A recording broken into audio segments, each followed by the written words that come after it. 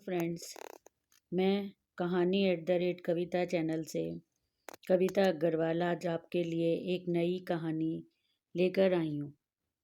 इस कहानी को सुनकर आपको बहुत कुछ नया सीखने को भी मिलेगा। जो चाहे अनचाहे नारी अपनी ज़िंदगी में कुछ कई बार ऐसा कर लेती है जो इस कहानी में रशिका ने भी किया। मैं रशिका, मुझे घर सजाने का बहुत शौक़ है। मेरा मन हमेशा घर सजाने के नए नए आइडियाज़ ढूंढता रहता है और मेरा बहुत सारा समय भी इसी में जाता है। कभी पर्दे, कभी सोफ़े कवर, कभी हैंगिंग बास्केट, कभी कुछ घर के काम, बच्चों के काम, उनकी पढ़ाई, इसी सब में मेरा बहुत सारा समय जाता है और मुझे इसमें बिल्कुल भी कोई अफ़सोस नहीं होता क्योंकि मुझे इसमें बहुत आनंद आता है। बाकी सब औरतों की तरह मैं बावरी सी अपने आप में ही बच्चों में मस्त, बच्चों की हंसी में हंसती और उनकी उदासी से मुरझा जाती। एक एक फूल की पत्तियों की हरियाली से मेरी सारी थकान मिट जाती और पौधों को पानी देते हुए तो मुझे ऐसे लगता जैसे प्रकृति माँ अपनी सुंदरता ही बरसा रही हैं। और इस तरह हंसते मुस्कुराते भागते मेरी ज़िंदगी बीत रही है। मैं अपने आप को एक बहुत खुशकिस्मत औरत मानती हूँ क्योंकि मेरे पति मुझे सिर आँखों पर बिठाते हैं। मेरे सास ससुर मुझे बेटी से भी ज़्यादा प्यार करते हैं और मेरे बच्चे हमें बहुत बेस्ट मम्मी पापा मानते हैं। इसकी वजह से मुझे कभी यह अंदाज़ा ही नहीं लगा कि रोनित मेरे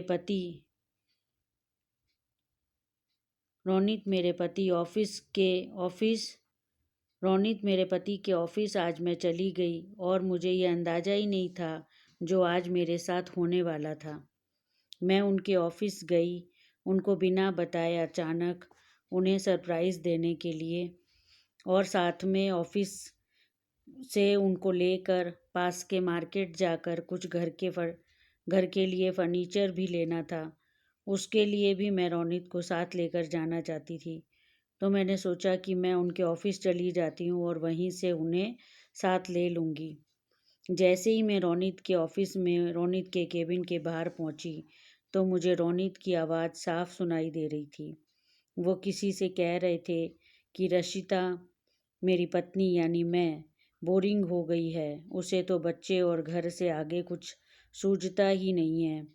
वो तो बस बच्चे हुए टाइम में अपने पौधों के साथ समय गुजार कर ही खुश है। उसे मेरी लाइफ से, मेरी परेशानियों से, मेरी ज़रूरतों से कोई मतलब ही नहीं है। उसे देख कर मैं कुछ कह नहीं पाता। नहीं, इतनी निश्चल पत्नी, इतनी कोमल पत्नी, इतनी मन से इतनी सुकोमल है वो, उसे कैसे कुछ कहूँ। वो परेशान हो जाएगी। वो समझ नहीं पाएगी कि क्या बदलाव आ गया है उसके अंदर और वह शायद मुझे गलत भी समझ ले। इन्हीं सब डरों से मैं उसे कुछ कह नहीं पाता। तभी रिशिता को एक औरत की आवाज़ आई, कुछ नहीं होगा, तुम रिलैक्स करो, ऋषिका को मैं समझाऊंगी। ये आवाज़ सुनकर मेरे पैरों तले ज़मीन खिसक गई। मुझे ऐसा मन में आया कि मैं उस औरत का चेहरा तो देख ही लूं, और यह सोचकर मैं ज़रा सा आगे बढ़कर थोड़ा सा दरवाजे को मैंने खिसकाया तो वह ज़रा सा खुल गया और मैंने झांक कर देखा तो वह एक कोई 40-45 वर्ष की गुड लुकिंग स्मार्ट लेडी थी और अपनी एज से और भी कम ही लग रही थी वह। और उसने रोनित के हाथ को अपने हाथ में पकड़ रखा था और यह देख और सुनकर मेरे पैरों तले की ज़मीन खिसक गई थी। मैं रोनित के ऑफिस से बाहर आई और जैसे तैसे पास के कैफ़े शॉप में जाकर बैठ गई। पानी पिया और कुछ देर अपने आप को नॉर्मल करके फिर मैंने एक कोल्ड कॉफ़ी ऑर्डर करी। जिससे मेरा तपता हुआ मन शायद ठंडा हो पाए। मैं रोना चाहती थी चीख चीख कर, पर हंसना था मुझे घर जाकर। किसी को ये दरार मैं दिखा नहीं सकती थी, क्योंकि जो हंसती मुस्कुराती छवि हमारी घर की और मेरी और मेरे पति की थी, उसे मैं मेरे बच्चों को ये दरार दिखाकर उनका दिल दुखाना नहीं चाहती थी। वो डर जाते और मैं अभी यह सब मेरे कंट्रोल में आ सकता है, ये भी मुझे एक यकीन था। और इस वजह से मैंने इसे अभी अपने आप संभालने की कोशिश करी। और तभी मुझे मेरी फ्रेंड राखी, जो मेरी बेस्ट फ्रेंड है, उसका फ़ोन आया और मैंने उसे पास के उसी कॉफ़ी शॉप में बुला लिया। वह बोली कि मैं पास में ही हूँ, आ सकती हूँ, और वह 15 मिनट में आ गई। वह मैंने उसे सब बताया और फिर घर के लिए मैंने खाना ऑर्डर कर दिया, क्योंकि खाने का समय हो गया था और मैं कुछ बनाकर भी नहीं आई थी। इसलिए मैंने खाना ऑर्डर कर दिया और घर घर की चिंता से मुक्त होकर अब मैं राखी के साथ बैठकर बातें करने लगी। और बातें करते करते हम उसके घर चले गए। वहाँ राखी बोली कि तू चिंता मत कर, रो मत। और उसने कई आइडियाज़ दिए और फिर मैं घर आ गई। और जब रोनित आए तो रोज़ की तरह बिल्कुल नॉर्मल दिख रहे थे, कोई चेंज नहीं था उनकी बातों में, उनकी आवाज़ में कहीं कोई चेंज नहीं दिख रहा था। तब मैंने सोचा कि मुझे ही बदलने की ज़रूरत है। मैं ही खुद को बदलूँगी और अपने घर को टूटने से बचाऊँगी।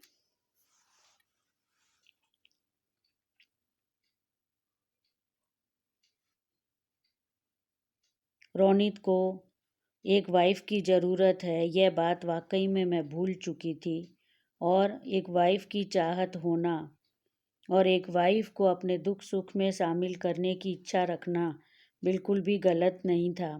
लेकिन बच्चों के बड़े होते होते उनकी ज़रूरतों में, घर की ज़रूरतों में मैं इस कदर खो गई थी कि मुझे याद ही नहीं रहा कि रोनित भी एक इंसान है और उन्हें भी मेरी ज़रूरत है। और मैंने अपने आप के रूटीन को चेक करा कि क्या क्या हो रहा है, मेरा समय कहाँ जा रहा है, क्यों रोनित को आज यह समझना पड़ा कि मैं बोरिंग हो गई हूँ। तब मैंने देखा कि मेरा बहुत सारा समय घर की साज सजावट, पौधों की देखभाल और घर के कामों में जाता है। और फिर बच्चों को पढ़ाने में भी मेरा समय जाता है, क्योंकि अभी मेरा बेटा 8वीं कक्षा में था और मैं उसे रोज़ पढ़ाती थी। फिर मैंने खुद को देखा किसी और की नज़र से, तो मैंने अपने आप को एक बहुत ही साधारण घरेलू महिला, जो मोटी हो चुकी है और कपड़े भी बहुत ही डेली वियर, एकदम साधारण कपड़े पहनती हैं, जो मेरा लुक्स था वो बिल्कुल गया गुजरा ही कहना ठीक होगा, क्योंकि ना मेरे बालों में चमक थी और ना मेरे गालों पर कोई रौनक थी। और भाषा तो बिल्कुल ही घरेलू औरतों वाली थी। और कंप्यूटर तो बिल्कुल आता नहीं था, क्योंकि मैं ज़्यादा पौधों और घर की देखभाल में ही खुश होती थी, इसलिए फ़ोन वगैरह से भी मेरा कोई ख़ास नाता नहीं था। इसलिए टेक्नोलॉजी की मुझे कोई जानकारी नहीं थी। मैं सिर पकड़कर बैठ गई और क्या ठीक करूं, कैसे ठीक करूं। अब इस उम्र में मैं अपने आप को कैसे बदलूं, यही मुझे समझ नहीं आ रहा था। और इतना सारा समय मैं कहाँ से लाऊं। औरत कभी कितना भी सब कुछ संभाल ले, कुछ न कुछ बाकी रह ही जाता है और उतना सारा समय ही नहीं मिल पाता। अगर औरत घर, बच्चे, सास ससुर, पौधों को संभाल ले, तो पति और परिवार ब्लेम करते हैं कि पति को समय नहीं दिया। और अगर औरत खुद को और बच्चों को संभाल ले, तो भी नाराज होते हैं कि सारा समय खुद में ही लगा दिया। इस तरीके से औरत कभी भी सबको खुश नहीं रख पाती है। अब ब्लेम करने से कुछ नहीं होना था, इसलिए मैंने अपने आप को ही बदलने का निश्चय किया। और इसमें मैंने देखा कि सास ससुर पौधे घर पीछे छूट जाते हैं तो पति परिवार ब्लेम करते हैं, तो मैं दोनों के बीच का एक रास्ता निकाल लेना चाहती थी कि ना तो सास ससुर पति पीछे छूटें और ना ही मेरे पौधे भी इग्नोर हों, क्योंकि इतने सालों की मेरी मेहनत थी और मेरी जान बचती थी उन पौधों में। तो मैंने एक तरीका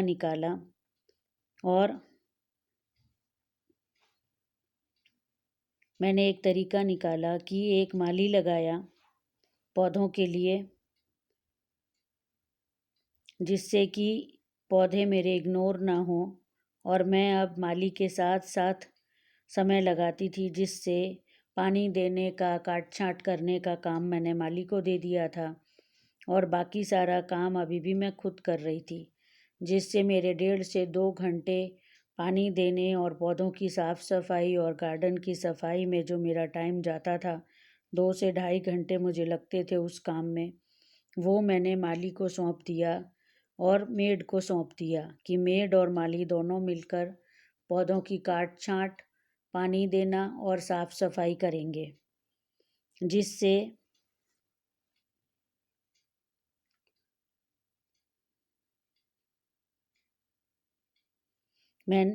मैं रोनित के साथ अपना समय दे पाऊँ।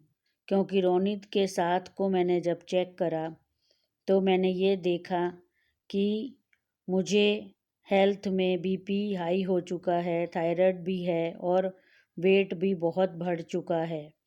और जिम के बारे में तो मैंने कभी सपने में भी नहीं सोचा था।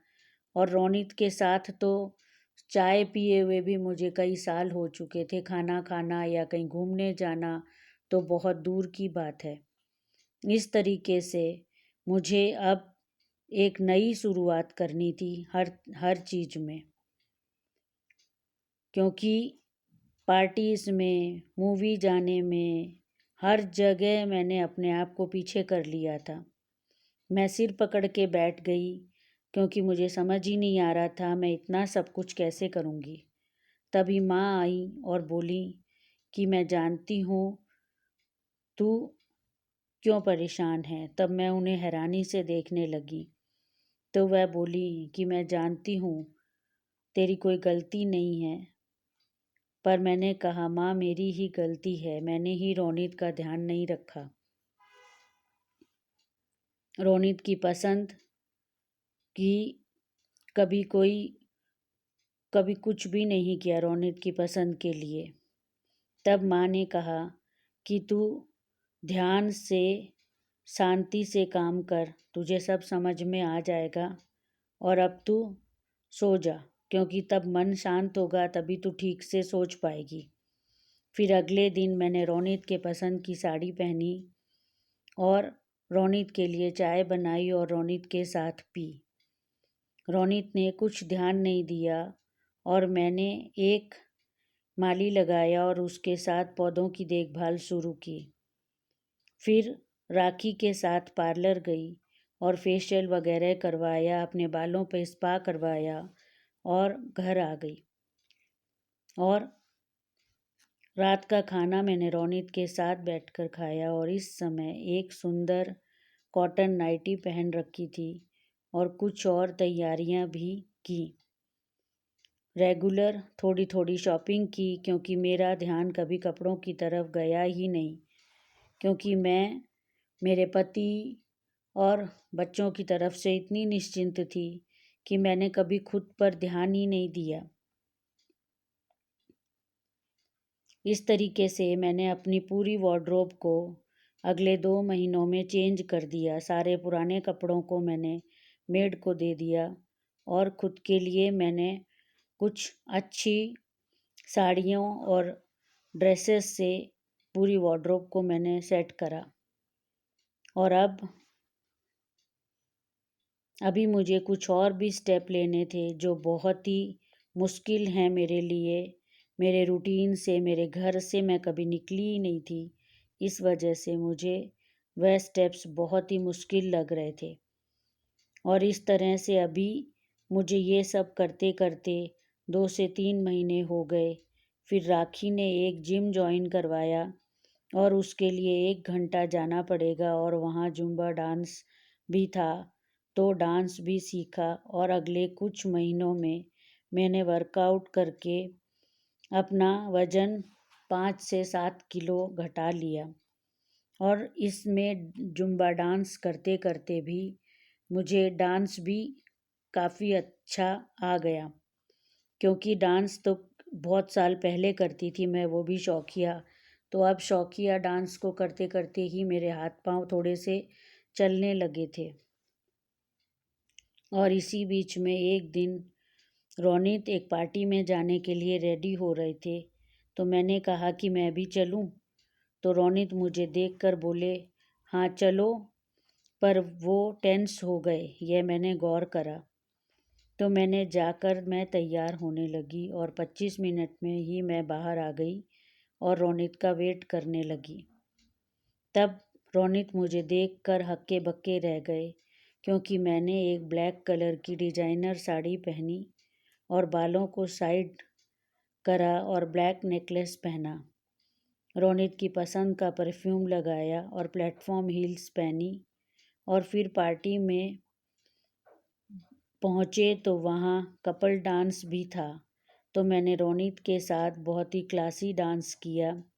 तो रोनित डांस करते हुए बोले, इस रिश्ता को कहाँ छुपा रखा था, अब तक क्यों निकाला नहीं इसे बाहर। तो मैंने स्माइल किया और कुछ नहीं बोला। फिर पार्टी के बाद घर आए और वो रात हमारी लाइफ की एक नई शुरुआत थी। और रोनित ने पूछा कि कब किया ये सब, कैसे किया। तब मैंने थोड़ा सा बताया उनको, क्योंकि राखी ने कहा था कि मर्दों को सब कुछ नहीं बताना चाहिए। फिर अक्सर मैं रोनित के ऑफिस चली जाती और वहाँ मैंने देखा कि वो लेडी थोड़ा अपसेट हो गई। और फिर कुछ टाइम बाद मुझे पता चला कि वो ट्रांसफ़र ले रही है। तो मैंने चैन की सांस ली। इस तरीके से मैंने अपनी टूटने की कगार पर खड़ी गृहस्थी को पहले ही नज़र पड़ जाने की वजह से संभाल लिया। और अगर उस दिन मैं उनके ऑफिस नहीं गई होती और मैंने वह सब नहीं सुना होता, तो शायद आज मेरी गृहस्थी बची न होती और कोई और अनजान औरत मेरी एक गलती का फ़ायदा शायद उठा लेती और मेरी गृहस्थी और मेरे बच्चों का भविष्य बिखर जाता। इस तरह से मैंने मेरी ज़िंदगी को बचाया। उसी तरह आप भी अपनी ज़िंदगी में, अपने फैमिली में क्या मिस कर रही हैं, उसे चेक कीजिए और आप भी उसे संभाल लीजिए वक्त रहते ही। क्योंकि कई बार हमारा ओवर कॉन्फिडेंस हमें वह चीज़ नहीं देखने देता जो हमारे पति या पत्नी को या बच्चों को बहुत ज़्यादा भी फील हो रहा होता है। Thank you friends.